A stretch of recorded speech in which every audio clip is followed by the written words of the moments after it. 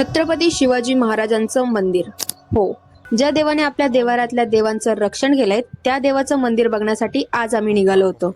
आता इथे येण्यासाठी सकाळीच खोपोलीवरून मी आणि माझी फ्रेंड ट्रेन पकडून पोहोचलो डायरेक्ट कल्याण स्टेशनला.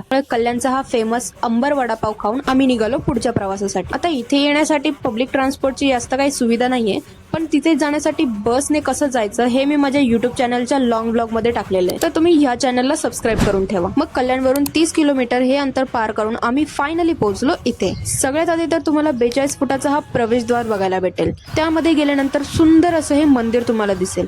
आता हे मंदिर आहे भिवंडी मधल्या मराडेपाडा या गावात. महाराष्ट्रामधलं पहिलं महाराजांचं मंदिर. मंदिरामध्ये गेल्यावर आत आणि बाहेर तुम्हाला एकदम टापटीप स्वच्छता दिसून येईल आणि मंदिराच्या चौकडून हे असे आर्टवर्क तुम्हाला दिसतील, ज्यामध्ये महाराजांचा लहानपणापासून सगळा इतिहास दाखवलाय. आणि फक्त महाराजांचाच नाही तर त्यांच्यासाठी ज्यांनी कोणी बलिदान दिलंय ना, त्यांच्या सगळ्यांची डिटेल इन्फॉर्मेशन इथे तुम्हाला दिसेल. आमच्यासोबत नॉन महाराष्ट्रीयन फ्रेंड असल्यामुळे हे तिला आपला इतिहास एक्सप्लेन करत होते. मंदिराच्या आत स्लॅबवर तुम्हाला हे डिझाईन बघायला भेटेल आणि महाराजांची सुंदर अशी मूर्तीचं तुम्हाला दर्शन घडेल.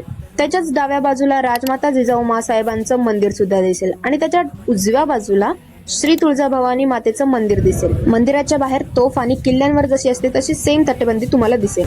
एवढं सुंदर मंदिर आहे ना, खरं सांगते प्रत्येक मराठ्याने ना जीवनात एकदा तरी इथे आलं पाहिजे.